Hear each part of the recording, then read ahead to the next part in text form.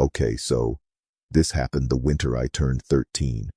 The snow came down like it had something to prove. Dad called it an adventure. Just him and me, out in the deep woods with nothing but a tent and whatever we could carry. Sounded fun, until it wasn't. The trees? They were massive and black, the kind that look alive when the wind moves through them. We walked for hours. The snow whispered beneath our boots. And aside from that, silence. Not peaceful silence. Dead silence. We reached this frozen stream, right? Looked safe enough. But I slipped. Bam. Flat on my back. Dad tried to catch me, but he lost his footing too. We rolled down the bank like rag dolls. I landed weird. Sharp pain shot through my ankle. I screamed. Dad slammed his head hard on a rock. Lay there, blinking up at the falling snow like he forgot who he was. When he sat up, something about him was just off, like the woods had taken a bite out of him. And then it dawned on me, we were officially lost. The sky dimmed fast, the way it does when a storm's rolling in. We threw up the tent, hands shaking. My ankle throbbed. I tried telling Dad, but he just stared past me, like he was listening to something in the trees. No words, just breathing. That night was cold. Not regular cold, like something was crawling under my skin and settling in my bones. We curled up in our bags. I didn't sleep. Every gust of wind sounded like footsteps. Every crack, like something watching us from just outside. Morning hit me like one big bruise. Gray, sore, and quiet. Too quiet. I couldn't figure out exactly what it was, but something was just wrong. Snow had buried half the tent. Dad didn't say a word, just unzipped the flap and wandered out into the trees. I sat there, watching him drift between trunks like he belonged to them. When he came back, his eyes were hollow, his face slack. We ate the last of our food, dry biscuits, a square of chocolate. After that, days started blending together. My ankle wouldn't heal. I was starving. And Dad, he started walking into the woods for hours. He'd come back with twigs in his hair, snow crusted on his clothes, sometimes holding dead things, rabbits, birds, whatever he could catch. No traps, no gun. I don't know how he did it. He just knew where to go. And he was changing. His eyes got glassy, too bright, not quite human. He'd stare past me, into the trees, whispering under his breath sometimes, words I couldn't catch. His silence wasn't empty. It felt full of something dark, like he was never really alone out there. One night, I heard something outside, low guttural breathing, but not his. I peeked through the flap. Nothing. Just snow and black trees. But when I turned back, Dad was sitting upright in his bag, wide awake, eyes glowing in the dark like an animal's. "You hear it too?" he whispered. Then he smiled. But not the way he used to. This smile was stretched, slow, unnatural. One night, I heard something outside, low guttural breathing, but not his. I peeked through the flap. Nothing, just snow and black trees.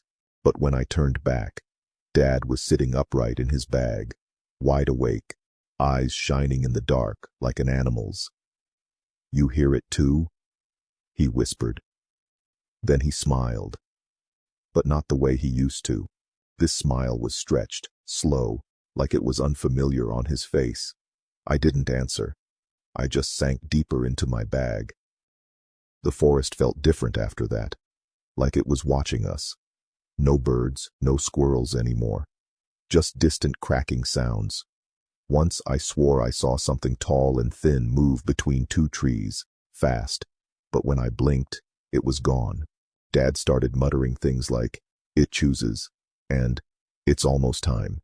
He stopped eating, gave me whatever scraps we had, said he wasn't hungry. But the way he looked at me, it wasn't love. It was like he was calculating, measuring, waiting for something. One evening, he came back with nothing. No rabbit, no bird, just snow on his shoulders and that look in his eyes. We sat by the fire in silence. He stared at me, really stared. Not like my dad, more like a stranger. His eyes trailed down my body slowly, not in a gross way, just clinical, cold, like he was checking for weight, for strength, for weakness. I shrank into my sleeping bag. My whole body went ice cold inside. I couldn't tell if it was fear or instinct. Maybe both. I could see the snow still clinging to his boots, melting into the floor. He knelt down, face inches from mine. Then he said, soft and low, "It told me." His breath was warm and wrong, like rot. Told me what to do when the food runs out. He reached toward me. I screamed, loud, ragged. My voice cracked, and I kicked out with my bad foot. Pain shot up my leg, but he flinched back. For a second, just a second, I saw my dad again, confused, scared. Then it faded. The other look returned. I scrambled back, dragging myself across the tent floor like a wounded animal. My ankle was useless, throbbing. Dad, or whatever he was now, just crouched there, head tilted, watching, listening, like he was waiting for a signal. Then, without a word, he stood and stepped outside. The cold rushed in behind him. I sat there, shaking, my breath fogging in the air, heart hammering so loud I thought the trees might hear it. And out there, the woods had gone silent. I didn't sleep that night. Every crackle in the snow outside made me clutch the sleeping bag tighter. But he didn't come back. Not that night. Not the next day either. Just the wind and the hunger and the cold creeping into the tent. I thought maybe he'd gone too far this time and got lost. Or maybe something else had found him. Something he'd been following all along. But then, that second night, just after dusk, I heard it. Footsteps. Slow, deliberate, crunching snow. I held my breath as the flap of the tent peeled open. But it wasn't Dad. Not at first. It was a shadow. Tall, too tall. It ducked to enter, but I couldn't make out a face. Just shape. Then it stepped back, and he walked in. My dad, covered in snow. His face scratched and smeared with something dark. Not blood, something blacker. He was smiling again, but it didn't reach his eyes. He sat down next to me, silent. I didn't ask where he'd been. I didn't want to know. That night, I saw things moving between the trees. Tall, narrow shapes, swaying like dead trunks, but walking. Slow, patient. And I swear, every time I looked away, they crept a little closer. When I blinked, they froze, like they knew when I was watching. I tried waking Dad, whispering his name, shaking his shoulder. Nothing. He didn't even blink. His eyes were wide open, staring at the tent wall, as if waiting for something to come in, and I think he wanted it to. I stayed up till the fire died, till frost crawled up the tent walls, and the shadows outside vanished into black. I must have dozed off for a moment because I woke to whispering. Soft, right in my ear. But when I turned, no one, just Dad, still frozen in place. Then I saw it. A handprint. Long fingers. Pressed into the inside of the tent wall, like something had leaned in from the other side. But it was inside, not out. That's when I knew. Whatever followed us had gotten in. I sat frozen, staring at that handprint. It was still there, pressed into the fabric. Fingertips stretched long like they didn't belong to anything human. And then it faded. Not like it smeared or melted. It just sank into the wall, like it was never there to begin with. I turned slowly toward Dad. His lips were moving, whispers I couldn't hear, just breath and movement. But his eyes, wide and unblinking, still staring at the same patch of tent wall. The same one, I whispered. Dad? But he didn't answer. Not even a flinch. His mouth just kept moving, whispering to something that wasn't me. My chest tightened. I couldn't tell if I was breathing anymore. I thought, if I leave now, crawl into the woods, maybe I make it. Maybe I freeze to death. Or maybe I meet whatever he met out there. I looked at my ankle, swollen and blue beneath the sleeping bag. I wasn't going anywhere. And I realized I wasn't waiting to be rescued anymore. I was waiting to be taken. The next morning, the tent was open. Just open. Snow drifted in like no one cared anymore. Dad was gone again. No footsteps, no blood, just emptiness. I waited. Hours. Days. I don't know. I barely ate. I stopped lighting fires. Every spark felt like a signal to whatever was out there. The woods were never silent now. They murmured. Twigs snapped rhythmically, like footsteps circling just beyond view. And every night I swore I saw eyes, small glowing pairs, blinking in unison. On the 5th, or maybe 50th night without him, I heard something breathing outside the tent. Deep, labored. It didn't sound like Dad. It didn't sound alive. I clutched the dull knife he'd left behind. The flap rustled. I gripped it tighter. Then, silence. Just long enough to make me think it was gone. But when I peeked out, there were prints in the snow. Not boots. Not animal. Long, narrow feet. Almost human. Almost. They led in a circle. Around the tent. Again and again. That's when I started hearing the voice. Not Dad's. Not mine. It came from inside my head. But it wasn't a thought. It was instructions. He fed you. Now feed him. It hissed when I tried to ignore it. Grew louder when I cried. He gave himself. Now give yourself. Over and over, like a broken lullaby. And then, just as the sun was rising one morning, Dad came back. Or at least, something in his body did. He crawled through the flap, face pale, skin stretched too tight. His eyes were wrong. They weren't bloodshot or glassy. Worse, they were clear, too clear, like a window with no soul behind it. He didn't speak. He just crawled next to me and curled up in the bag like nothing had changed. But he didn't sleep. He just watched the tent wall, breathing slow and steady. I didn't dare blink. I thought, if I close my eyes, he'll crawl into my dreams too. That voice, it came back. He's ready now. You should be too. And I swear, I nodded. That night, I dreamt of the trees moving, not swaying in wind, but walking. Their roots cracked and snapped beneath them as they circled the tent, groaning like ancient bones. I saw figures between them, tall, thin, wearing stretched skin like cloaks. Their eyes glowed like embers. One held out a hand, long-fingered, nails like icicles. Come, it said. The woods remember the old ways. I woke gasping, sweat freezing to my neck. Dad was gone again, but the prints were back. This time, they led into the tent.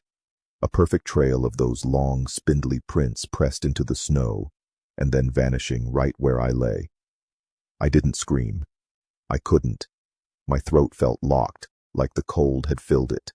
I backed up to the far edge of the tent and waited. Hours passed. The sun never really rose anymore, just smeared gray across the sky. I lit a tiny fire and whispered to it like it could protect me. But shadows stretched the wrong way. They bent toward me. That night, I felt breath on my neck, warm and wrong.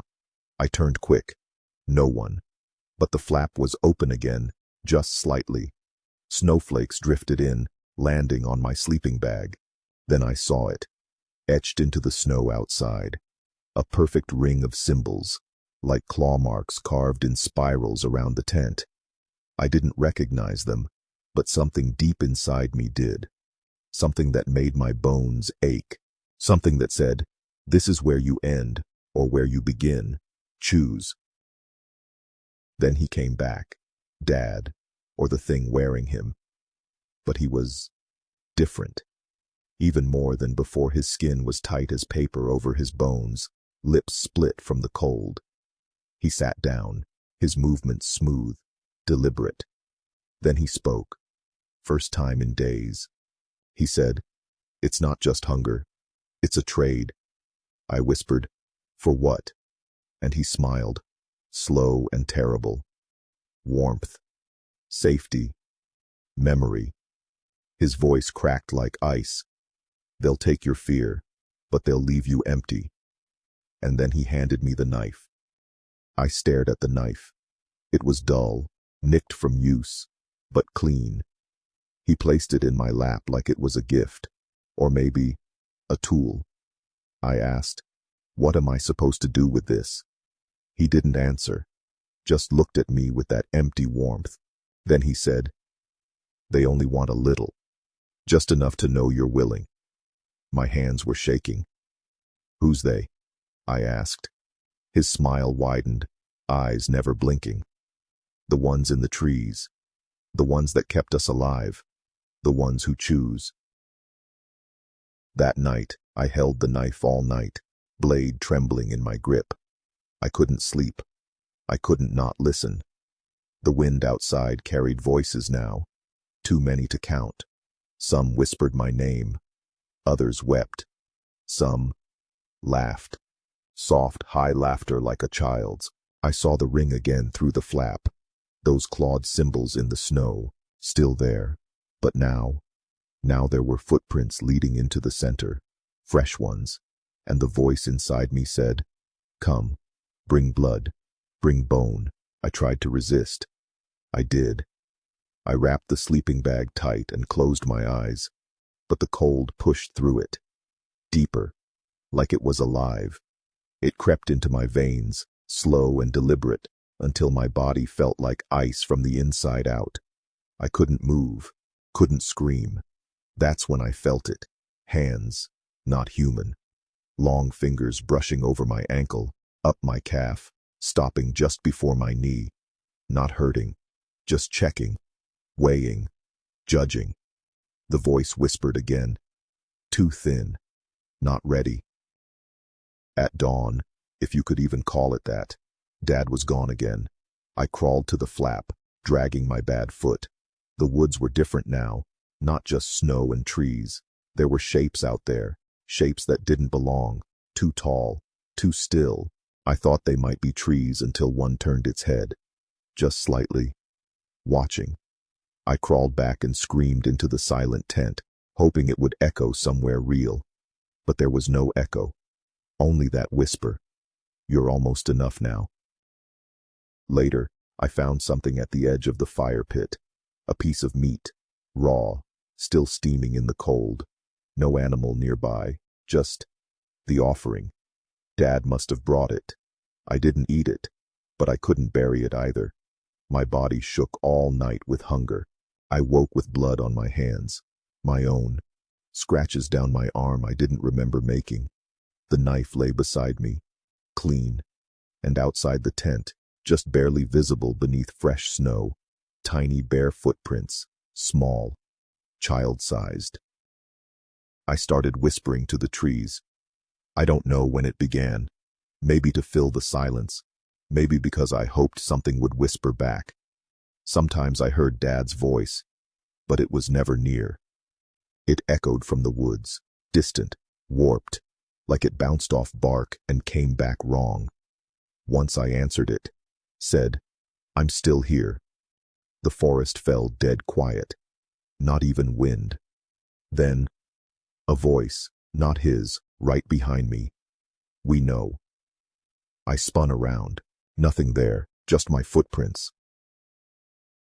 That night, I saw the shapes again. Tall, crooked things. They stood just past the firelight, unmoving. I counted them. 7, then 8, then 10. I blinked, and they were closer, just slightly, like they stepped every time I didn't look. My hands clenched the sleeping bag tight. The knife lay next to me like a secret I didn't want to touch. I closed my eyes, just for a second. When I opened them, the fire was out, and something was breathing beside me, too close. I turned slowly. In the dark, I couldn't see much, but I smelled earth, old bark, rot. Something was kneeling next to me. Its hand brushed mine.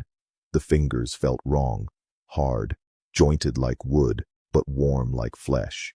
It leaned in, face inches from mine. I couldn't scream. My throat locked.